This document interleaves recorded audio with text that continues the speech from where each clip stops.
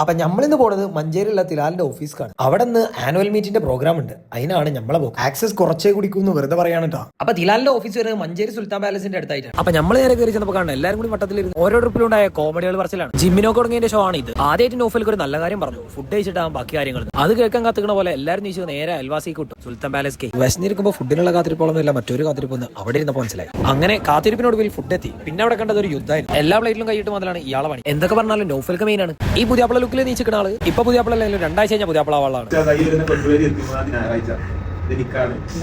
ഈ രണ്ടാളെ കൊണ്ട് വീഡിയോ പറഞ്ഞെടുപ്പിച്ച ആളാണ് ആ നിൽക്കുന്നത്. ഇത് മതിലേ അടിപൊളി ഞാനല്ല കേട്ടോ. എല്ലാവരും അനുഭവങ്ങൾ പറഞ്ഞെങ്കിലും ഇവന്റെ അനുഭവമാണ് വ്യത്യസ്തമായത്. പപ്പടത്തിന് വട്ടം കുറഞ്ഞു പറഞ്ഞിട്ടടക്കം തല്ലുണ്ടാക്കി ടീം ഇവൻ കണ്ടു. ഇവനെ ചിരിച്ചു വരാണ് പുറത്തു വരാൻ പറ്റാത്ത കഥ. ഓരോരുത്തർ കഥയും കേട്ട് കിളി പോയിരിക്കണം നമ്മളെ എഡിറ്റർ.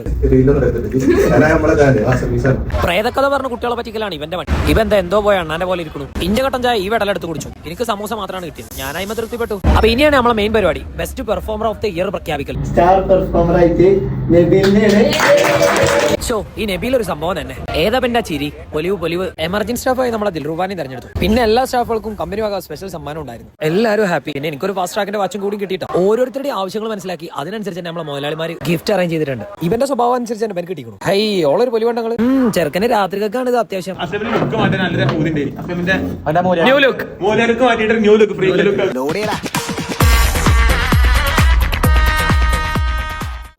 Bye guys.